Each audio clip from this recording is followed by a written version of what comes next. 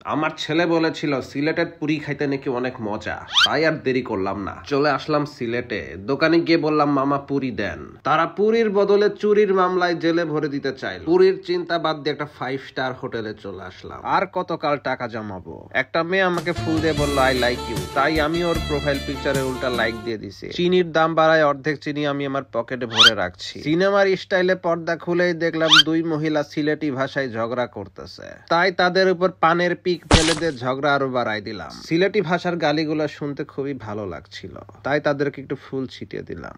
এরপর ছেলে আমাকে নিয়ে গেল নাইট ক্লাবে, যেখানে সবাই ডিজে বাহারুলের ভোজপুরি রিমিক্সের সাথে ড্যান্স করছে। তারা 15 তলা ছাদের উপরে পুকুর কেটে বিছানা পেতে রেখেছে, আবার পানির মধ্যে লাইটও মারতেছে, যাতে কেউ গোসল করলে লুঙ্গির মধ্যে কি আছে দেখা যায়, কেউ যদি ওখান দিয়ে পড়ে যায়। দেখলাম কয়েকজন ভোটকা নামের কোল্ড ড্রিঙ্কস খাচ্ছে। আমি চাওয়াই ছেলে বলল আব্বু এটা খেলে ভোটকা হয়ে যাবা, দরকার নেই। এরপর চলে আসলাম চা বাগানে। ভেবেছিলাম 5 কেজি চায়ের পাতা নিয়ে যাব। দেখলাম চিপায় গিয়ে ছেলে চায়ের পাতা ডলছে।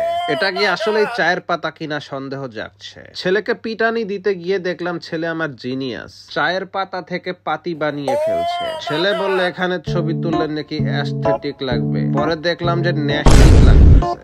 এই ট্যুরের সব ছবি তুলেছি আইটেল S25 আলট্রা দিয়ে, যার main camera 50 megapixel, AI feature সহ ম্যাক্রো ফটোগ্রাফি, আবার RGB লাইট, আর ফ্রন্টে আছে 32 মেগাপিক্সেল। আমাকে নায়ক লাগছে। 256 GB স্টোরেজ আর 8 GB র্যাম। এই ফোনের মূল আকর্ষণ curved AMOLED display and premium flagship design, বাজেটের মধ্যে flagship. Durability and drop, Corning Gorilla glass 7i, হাত থেকে পড়লেও সহজে কিছু হবে না। IP64 dust and water resistant, পানি ধুলাবালিতে কিছু হবে না।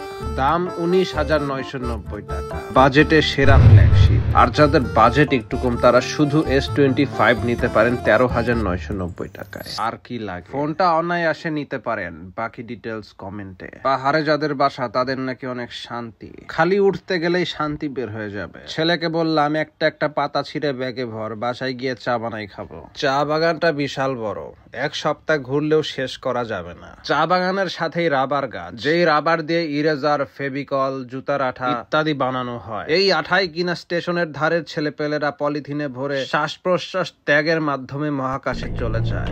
বুঝলাম না, চা বাগানে এসে চা খেতে পারলাম না। এই দুঃখ না রাখতে পেরে মাঝারে চলে গেলাম। সিলেট শহরে মাঝারের অভাব নেই, সাথে স্ক্যামারেরও অভাব নেই। কোনো মাঝারে মানুষ স্ক্যাম করে, কোনো মাঝারে বানর স্ক্যাম করে। আজকে দেশের এমন অবস্থা, রাম ছাগল গুলাও পর্যন্ত ছিনতাই শুরু করে দিল আমার ছেলের কাছ থেকে। তারা ভেবেই নিয়েছে এটা মোহাম্মদপুর। ছাগলকে বিস্কুট দিতে গিয়েই দেখি বানরে সেটা চুরি করে নিল। মানে ছিনতাইকারীর উপর বাটপারি। এই মাঝারে প্রায় 100-রও বেশি বানর। তাদের দাপটের চোটে এলাকা ত্যাগ করতে বাধ্য হলাম। এরপর চলে আসলাম রাতারগুলে। সোশ্যাল মিডিয়ার সাথে রিয়ালিটির কোনো বাস্তবতাই পেলাম না। মাঝিকে রীতিমতো বকা দিলাম, মিয়া আপনি সুন্দরবনে নিয়ে আসলেন কেন? সে আমার মাথায় বৈঠা দিয়ে একটা বাড়ি মেরে বলল সুন্দরবনে থাকলে এতক্ষণ বাঘে খেয়ে ফেলতো। ভেবেছিলাম সামনে বাঘ হরিণ দেখতে পাবো, কিন্তু দেখতে পেলাম গরু। এই গরু না, এই গরু। তারা নাকি 2-3 কিলোমিটার পাড়ি দিয়ে এই জঙ্গলে ঘাস খেতে আসে। মানুষ তো গুগল ম্যাপ অন করেই বাসায় যেতে পারে না, আর এই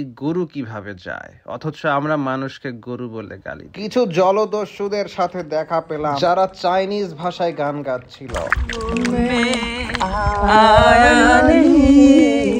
জলদস্যুর খোঁজে আমরা সামনে এগোতে থাকলাম, যেমনটা পাইরেটস অফ দ্য ক্যারিবিয়ান মুভিতে ঘটে। সমুদ্র পার করে একটা দ্বীপে পৌঁছে দেখি জলদস্যুরা কালো বন্দুক নিয়ে বসে আছে। তারা বলল একটা ক্লিকের মূল্য 10 টাকা। আমি বললাম না, আমার আইটেল ফোন আছে। মাঝি মামা বলল একটু দাঁড়ান, বিড়ি খেয়ে নেই। ইন্টারনেটে যেমন দেখলাম রাতারগুল তেমন পেলাম না।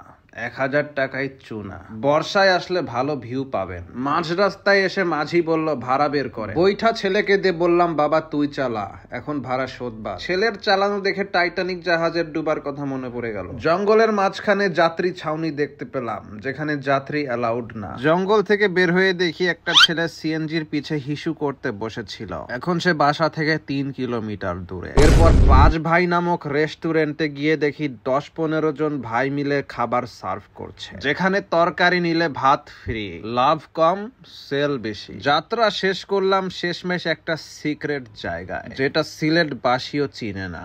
এখানে আজকে আমরা গুপ্ত ধনের অনুসন্ধান করব, কালকে দেখা হবে।